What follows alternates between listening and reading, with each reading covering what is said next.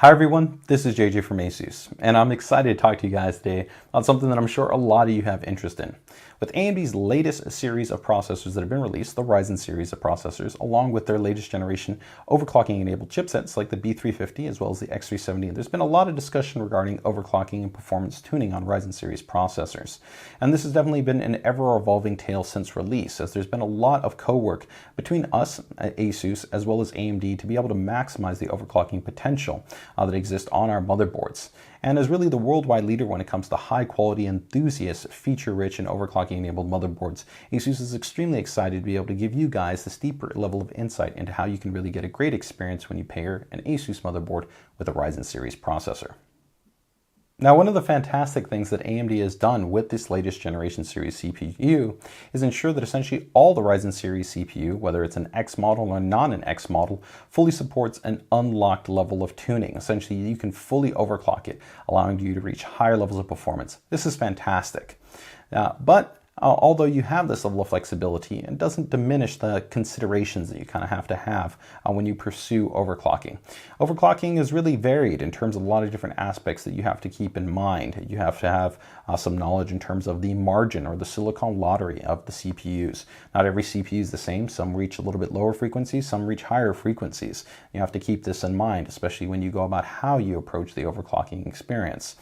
Furthermore, beyond that, you have considerations in terms of the voltage affects degradation, power consumption, and thermals. There's different types of voltages that you can supply, whether you talk about offset voltages or manual voltages. What's the range of voltage that you supply to be able to stabilize your overclock? There's thermal considerations, there's testing methodology, and there's even other tuning parameters within the what's referred to as the Uefi, or the BIOS of the motherboard, that can influence performance characteristics. And this really changes for every chipset and architecture and CPU that's released. And that's what really we're going to try to give you guys better insight into to hopefully be able to have a great experience when you pair your ASUS motherboard with your Ryzen series processor. So let's first and foremost talk a bit about our demo system that we've got here and some of the things you want to keep in mind for your build and how you're going to first go about overclocking your Ryzen series processor and ASUS series motherboard. So before we start our overclocking pursuits, there's definitely a couple of things that we want to talk about quickly. First and foremost are going to be just some of the general considerations and things you want to have on hand. Of course, you're going to want to have a good quality X370 series motherboard, and you're going to want to have, of course, a good quality cooling solution, power supply, memory, and everything else that comes along with your build. But there are a couple of things that you want to really keep in mind that before you go into overclocking are important to understand, because they're going to help you to feel most comfortable with ultimately the results that you reach, whatever they might be. First and foremost, that there's no guarantees when it comes to overclocking, not only in terms of stability, but also in terms of the range or the number that you can essentially overclock towards. This is referred to as generally the silicon lottery. It doesn't matter which CPU you buy, they're all guaranteed for a certain level of operation directly from AMD, but what's not guaranteed essentially is how much is left underneath the hood. Now, some CPUs might be able to overclock a couple of hundred megahertz, and some CPUs might be able to overclock a few hundred megahertz. And this can really vary, and there's no way to know for sure. On average, you generally do see most CPUs generally be able to see, let's say, 200 megahertz overclock. Some might get, to that 400 or 500 megahertz overclock. And this can, of course, be influenced by sometimes parameters that you define within the motherboard. So some of these overclocking settings, as well as the thermal solution that you're using, a couple of other variables. But this will never eliminate the inherent variability that exists built into each one of these CPUs that's termed as that silicon lottery. Now, beyond the silicon lottery, there's of course considerations when it comes to thermals. Now, you can see here in our test system, we've got a high-performance triple fan closed-loop water cooling solution. So this is quite good. Really, the only thing that would be much better than this would be a custom water cooling solution, which is going to give us the ability to even dissipate more heat and be able to maintain even a quieter operation under heavy loads, and really designed for the highest level overclocking pursuits. All the way around, regardless of whatever your build might be, I'd strongly recommend at least some form of a basic non-reference cooling solution. Although the Wraith CPU cooler that AMD has released does allow for some moderate overclocking.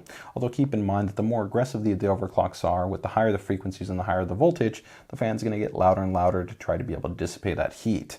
Ultimately, I do generally recommend at least a high-performance tower heatsink utilizing a 120 millimeter type fan, or stepping up to some type of dual radiator closed-loop cooling solution or dual high-performance tower-based heatsink that has 2 fans for push and pull configurations. Now, when it comes to memory, there's quite a number of different considerations to keep in mind when it comes to the AMD-based platform. And more importantly is that you want to understand that when you pursue overclocking, aggressively overclocking the DRAM, while also overclocking the CPU is actually quite a bit more stressful than overclocking one or the other. In this respect, it's always important to try to asynchronously overclock. So essentially try to overclock the highest you can first on your CPU frequency, and then the highest you can in terms of your DRAM frequency. Now the catch-22 here is that for many of you, you're probably going to be buying XMP enabled memory. This means that this memory is going to already actually be pre-overclocked. It's already running at a higher rated frequency that's been defined by the actual memory manufacturer. Take for instance here in our demo system, this is running DDR4 2400. This is faster than the default frequency that the X370 chipset and the AMD Ryzen series of CPUs run at, which is 2133. Now that doesn't mean that the motherboard and the CPU can't support running at this speed. In fact, pretty much almost all Ryzen series CPUs and all ASUS X370 motherboards can run at that speed without any issues. But as you increase the frequency, similarly, as we talked about a silicon lottery for CPU frequency, there is a little bit of a silicon lottery that exists for something that's called the memory controller. The memory controller essentially allows for certain operating frequencies to occur in terms of the memory. And this runs in conjunction with the memory chips that you have, along with the actual memory support and design that's been implemented on the motherboard. Now, this motherboard actually has been carefully designed to allow for a very high level of memory overclocking capability. In fact, in our labs, we've gotten up to about 3600 megahertz with certain types of DIMM configurations. But in most real-world solutions, in terms of your type of setup that you're going to have, you're probably going to be looking at 2666 to 2800 that most of you are kind of comfortably be able to run without generally any issues. A little bit a lower percentage, but still a large number of users will comfortably be able to go closer to 29, 33, and even up to 3200 megahertz in terms of DDR4. But keep in mind that, of course, you've got that silicon lottery for that memory controller. Not every CPU is going to be guaranteed of this. So regardless that you could buy a 3200 kit of memory and then also a motherboard that officially supports that, there's still some variance that comes into play. So as always, keep in mind for these overclocking pursuits, we're going to first and foremost focus just on the CPU frequency. Now, last but not least is going to, of course, always be the power supply, the humble component that gets often overlooked, but is, of course, critical in terms of helping to really ensure that we have a solid and stable and reliable platform within a system. I would generally recommend for our overclocking pursuits a minimum of a 550 watt power supply with an 80 plus certification, at least bronze rated. The higher, the better, and of course, from a high quality manufacturer to be able to ensure that you've got consistent, reliable operation for your overclocking pursuits. So before we get into the specifics, let's quickly talk about our demo system here and how it relates to what we're going to ultimately be doing in terms of our overclocking pursuits for a Ryzen series CPU on our ASUS series motherboard. This system right here has actually been built by Cybertron. It's part of their CLX line, which is their high-end gaming line. They offer it across a wide range of different types of form factors and a wide range of different types of budgets, different types of cooling solutions, and quite a number of different types of options. You can definitely find out quite a bit more by heading over to Cybertron's website, which we'll link in the description. This specifically is part of the Raw series. It's kind of that sweet spot in terms of offering a high performance build, which looks fantastic. It's got great quality cooling implementation, attention to detail in terms of all the routing options, and really has a high caliber of componentry set throughout it to really help to make sure that we get an outstanding experience, however you look about it, whether it's going to be acoustics, cooling, overclocking, audio, lighting, all the different types of parameters. Now, for those of you not familiar with PBA, it's an ASUS initiative that we kicked off quite a number of years ago, where we worked with key industry partners like Cybertron to be able to leverage their experience and expertise in system integration or PC building. It complements really the needs and wants of what the users are asking for, because you get a great quality out-of-box experience, still utilizing all the same components you would pick yourself. Take for instance here in our system, we've got a Crosshair 6 Hero. It's an ROG series motherboard, outstanding. We've got AMD's Ryzen 1800X series CPU. It's cooled by their Quench thermal system, a triple fan closed loop water cooling solution. You can see you've got an ASUS Turbo series graphics card. You can optionally get Strix series higher performing graphics cards. They've got Corsair LPX DDR4 memory, and they will also be offering Aura RGB enabled memory that can be fully synchronized with motherboards, including the actual LED lighting technology, which they've already included within the system. All the way around, you can see that this type of system is really very representative of what you would probably be building if you were building a high performance overclock enabled Ryzen series system. Now, some of the really cool things that Cybertron brings to the table is going to be, of course, the stability, the reliability, and the experience that they have, along with really an attention to detail to be able to ensure that you get a great quality system the moment you open out of the box.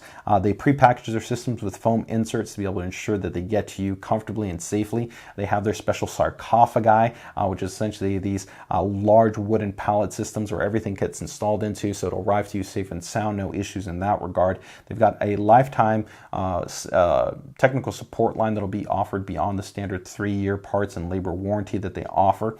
And furthermore, really the time and effort that they put into pre-overclocking their systems, if you want this service on your CLX enabled system, is fantastic. First and foremost, because it accounts for the silicon lottery.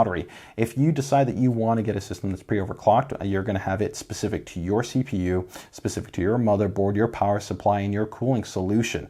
It's stress tested across a wide number of applications for 72 hours to be able to ensure a high degree of level reliability and stability. And they even take the time and effort to be able to store a custom OC profile on the board. That's important because if, let's say, a surge, spike, sag, brownout, something like that happens and it loses the settings, you can call them up, or if you're familiar with how to go through the process, you can go into the Uefi, reload that Uefi profile, and get back up and running very, very easily without having to redefine settings that you're not even familiar with. So it's really fantastic that they offer that caliber of service and support for their systems and that attention to detail for the overclocking experience. All the way around, they're an outstanding system integrator, and I would definitely recommend that if you're looking for an awesome system, but not necessarily looking to put in the time and effort of putting together your own, but you still want an awesome looking system with great ASUS hardware and overclock to boot, definitely make sure to check them out.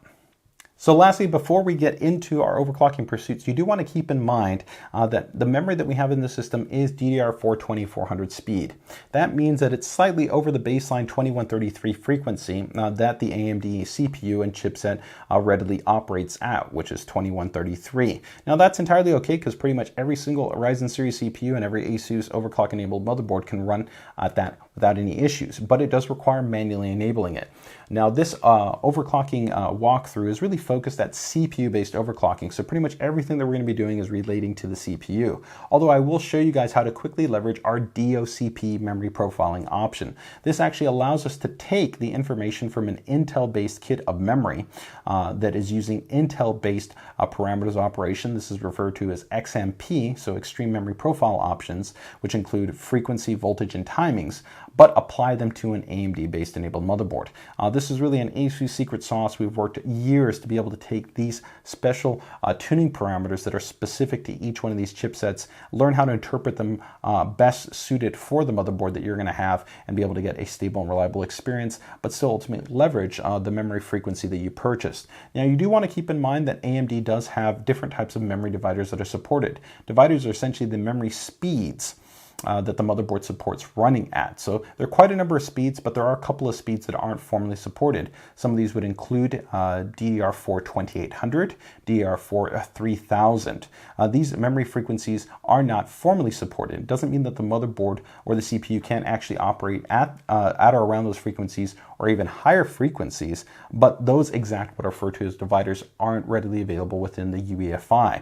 Now, in this situation, I would generally recommend for most of you try to target memory frequencies of 2400, 2666, or 2933. Now, 2933 is a little bit of an odd memory divider. You don't find too many kits in that frequency, but if you buy a 3000 frequency kit of memory, it will drop down and run at that 21933 speed.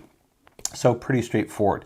Now, the highest level of ASUS ROG series motherboards will offer, even faster speeds, 3200, 3600 frequencies are even possible with certain types of DIMM configurations. But keep in mind that there's a lot of subtleties, and we'll probably end up releasing another video to give you guys a lot of the tips and tricks and insights specific to considerations for DDR4 memory configurations and overclocking specific to X370 and Ryzen series CPUs. But for the purposes of our video, we're going to be working with the memory that's been enabled here in our CLX raw-based system, so some Corsair LPX DDR4 2400 memory. Okay, so let's go ahead and get started with our overclocking process. So first and foremost, you want to go ahead and jump into the Uefi or BIOS utility. You can see right here, I've gone ahead and already done that.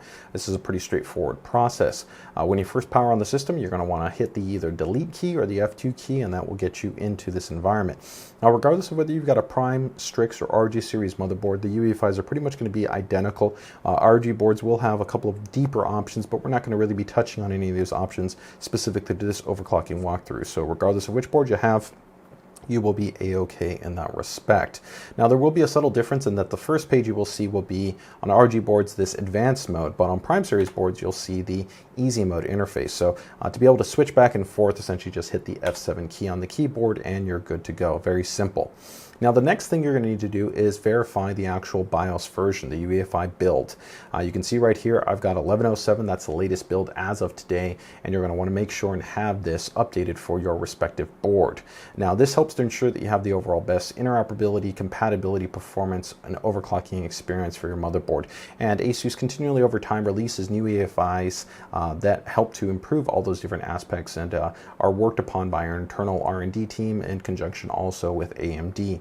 To be able to help to maximize the chipset and the CPU. Now, you can update this through a couple of different ways. You can go through our tool interface, which is very simple. If we head over to the tools, you'll see that we have ASUS Easy Flash. You can click into that and you've got two options. One, you can go ahead and jump to your USB flash drive where you can download the Uefi update from support.asus.com. Or you can also use the integrated via internet update option, which is fantastic. Just make sure you have an Ethernet line actively connected to the Ethernet port, and it will connect to our server, download the latest Uefi, and flash it, and you'll be good to go.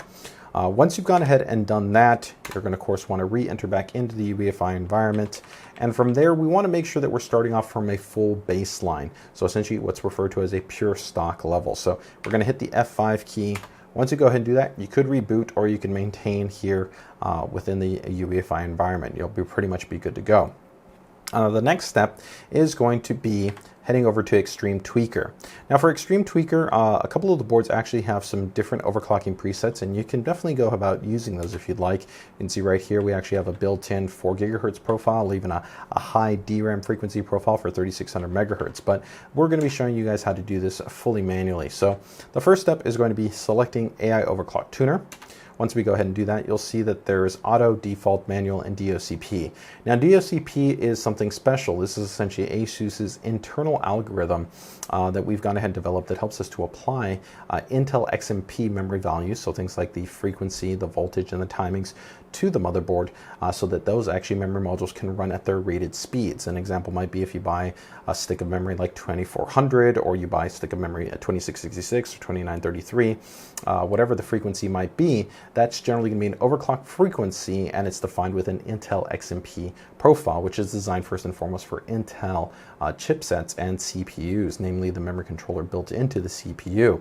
And there can be some variances in terms of how those work on AMD-based motherboards. So ASUS has used its experience and expertise to be able to go ahead and do some essentially internal auto adjustments to be able to apply those values and get them working so that you can maximize the investment that you've made in that type of memory. Now, normally, as we prefaced earlier, we do strongly recommend that you do asynchronous-based overclocking, meaning that if you're going to first check your CPU overclock, you want to do that independently of this, the DRAM being overclocked, and check for full stability, make sure everything's okay, and then come back and do it for the other.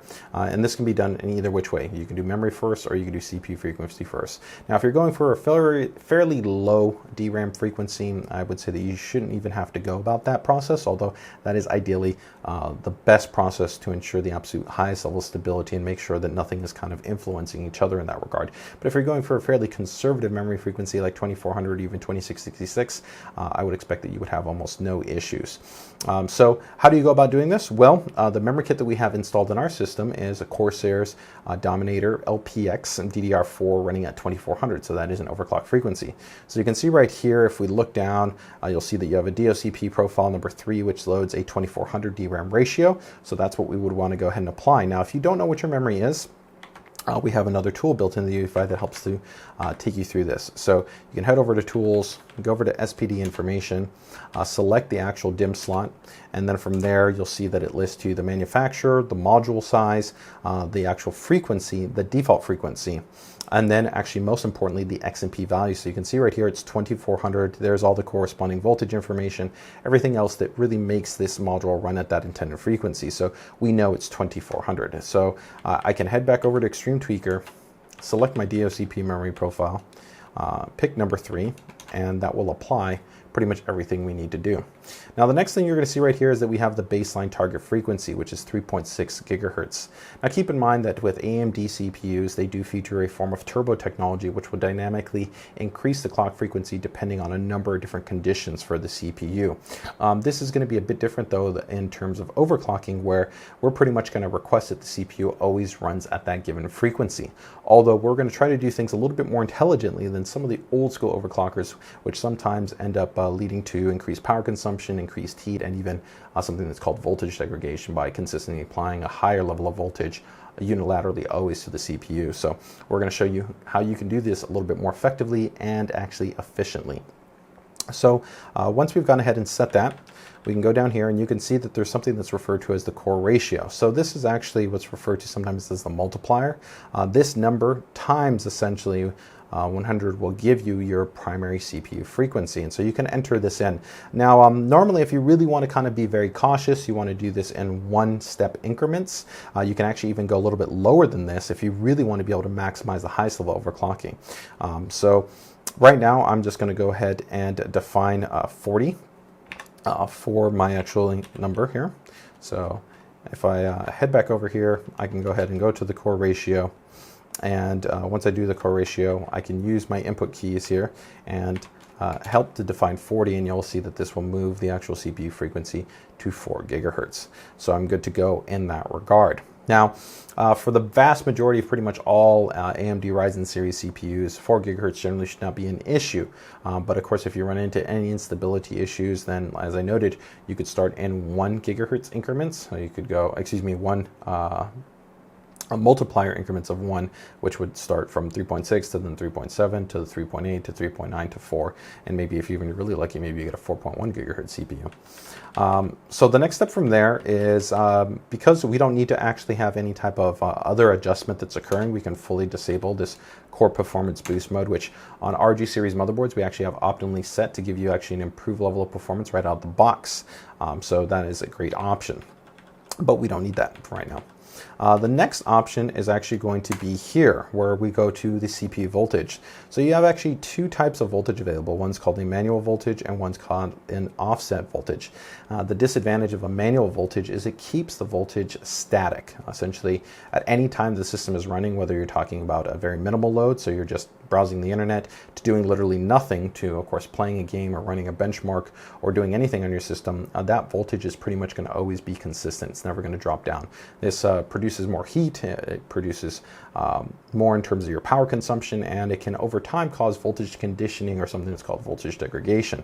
So more ideally, we want to use an option that's called an offset voltage. So we will go ahead and select an offset. This will actually allow the voltage to dynamically raise and fall depending on the multiplier that the CPU is running at, allowing us to be a little bit more efficient at the amount of voltage that's being supplied depending on the load to the CPU. So we're good to go there. Now we are going to set this to an actual increase, and then from there we're going to have an option in terms of how much voltage do we want to increase. Now I would say that for most for most users, you're probably going to be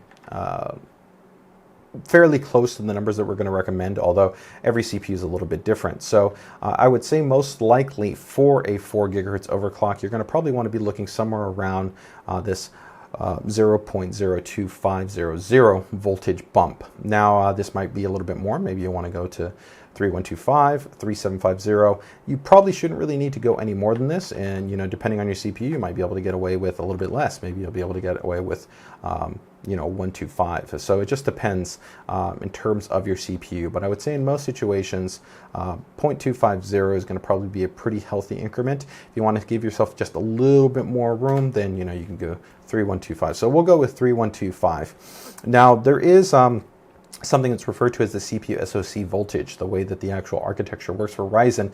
This is very important, kind of ties into something that AMD calls the Infinity Fabric, and the way that the actual bus frequency works within terms of how everything communicates with each other. And this is also one of the reasons why on AMD, if you increase memory speeds, you can increase overall system performance. But since we're going with a fairly minimal DDR4 frequency, we don't really need to touch this. So for most intents and purposes, we're fine in that regard. Now, the next thing that we are going to need to go ahead and do is going to be heading over to external DigiPlus power control. And there is something that's referred to as load line calibration. And pretty much what this is it's a way of helping to manage that the voltage stays consistent. And so it gets a little bit tricky and complicated when we talk about things like an offset voltage and the CPU frequency coming up and down. But essentially, this is just a way of helping to compensate and helping to ensure that we have a little bit more consistency within the voltage being supplied. We don't need to be aggressive with this, because actually the higher that you increase this load line calibration, it will tend to overcompensate, and this could actually supply quite a bit more voltage than what we're looking to define. So we're just actually going to manually set it to level 1. Now, there are a couple of other parameters that we have here, but many of these are actually automatically set. Depending on how consistently you might be loading your system, how heavily you're going to be running it over the long term, you may want to maybe manually set certain parameters, such as the CPU power duty control. Currently, it's under a temperature balance type configuration. If you really want to have it be the best consistent, most demanding power output capability, although at the expense of producing the most heat, you could set this to extreme, but it's not required for overclock. So we're just going to leave that. At that point, we're pretty close to pretty much being done, but there are still a couple of little things that we do need still to optimally change. The next one is going to be in terms of AMD here, common BIOS specifications. We're going to head over to Zen common options. And there's going to be an option here in terms of global C-state control. So the C-states, essentially these are different power states that the CPU operates at, and they can influence some aspects of performance and storage and different things along those lines, but we're trying to have a balance of not only giving us more performance, but like I said, managing the overall heat and the power consumption, a couple of those factors. So we want to help to ensure that our actually C states are fully enabled, so we're going to manually set that, and that will help to ensure that we will actually get a reduction in clock frequency and in voltage when we're doing little to nothing on the CPU once we're inside the operating system. So at that point, we have pretty much completed all the different things that we're going to need to do. And so if you did want to go ahead and optimize your system a little bit further, a couple of quick options for you in terms of getting your system posting as quickly and as effectively as possible are going to be noted here. Head over to boot, select a fast boot option, head over to CSM, and you can entirely disable CSM. If you're running all modern generational hardware, there should be no reasons why you need to have that enabled, so you can fully disable that, and that'll help to ensure a very quick and fast boot, as it will be able to take advantage of the way that the modern operating system works along with modern hardware. So at that point, we just need to go ahead and hit the F10 key. It will actually give us a breakdown of all the different items that we've gone ahead and set, and we will go ahead and click OK. At that point, your system is going to go ahead and reboot. Once it goes ahead and reboots, it will go through the initial power on self-test, so the post, where all these different values may be applied. Your system may even repost one additional time. Sometimes there's certain memory, what's referred to as memory training, certain kind of parameters that have to be initialized correctly by the motherboard that might take it a little bit of multiple retries to go through and apply. If that's the case, that's entirely normal, and just wait for that. As you can see right here, it's actually proceeding forward without any issues, and we're now going to be booting into our operating system. system. The next step from here is I'm going to give you guys a little bit of a quick run through on how we want to go ahead and verify some of our key settings, as well as how we can go about quickly stress testing our system. So we're going to be entering in here onto our desktop environment. Now, of course, depending on how fast your system may or may not be in terms of the storage drive and a couple of other things like that, you may have some variance in this regard. So just wait for your system to pretty much fully load up before you go about doing this. Now, you have a couple of different options available to you in terms of how you want to go about stress testing and measuring speeds and everything like that. Of course, you can definitely use CPU-Z. It's a fantastic utility, and we work directly with them to be able to ensure that it fully supports our boards. I'm a big fan, though, of ADA 64, so you can download a trial version, and I'd strongly recommend considering purchasing because it's a great system utility, benchmark, stress testing program, and does quite a lot of things. But between CPU-Z as well as our ROG RealBench, which is a full system stress test that we've worked with directly in the community in terms of based on open source applications, it's an outstanding program to be able to stress test and benchmark your system. And we'll actually be showing you that in a moment. So I'm going to open up here the trial version just so you can see exactly how it would look like if you were doing this yourself. And we will then now go to Tools. And once you go to Tools, we're just going to go to that CPU utility. Now you're going to see right here, if I just let the system idle, the CPU voltage you actually see is coming down. So it's dropping down considerably, and the actual CPU frequency, depending on the load and a couple of other variables, will actually come down over time as well. And this is actually what we want. And if you don't follow the actual guidance that we defined in terms of the Uefi parameters, you wouldn't actually get this. So it's important to kind of follow these specifics to make sure that you're trying to get that best kind of balance and optimal range, not only in terms of, like I said, the voltage, CPU frequency, power consumption, and kind of all those different pieces. So once you've gone ahead and done that, the next step is if you quickly want to kind of verify things, you got a couple of different benchmarks you can run. Cinebench is a great program that you can run that's entirely free. If you go ahead and open it up, you can launch it. And once you go ahead and do that, you can actually benchmark your CPU. And this is a very good stress test, although it's not the one that I would recommend for us specifically. Now, I'm just going to show you as an example. If you want to kind of have a baseline score, you would have want to run this when your system was fully stock and then rerun it again, and you could have a nice, real easy compare and contrast. But you can see right here, if we open up our task manager, it's going to attempt to start doing everything. We can go to performance. We can see the CPU is fully loaded across all its cores. And if we head back over here, we can actually see the CPU frequency and the voltage, and everything's working as it should. So it's a very straightforward process. Now I'm going to quickly show you how to utilize ROG RealBench, which is an amazing application, and it really will extremely stress test the CPU with real world applications, quite different than synthetic stress tests. And so I'm a big advocate of this. You can download this from rog.asus.com, and our current version right here is 2.54.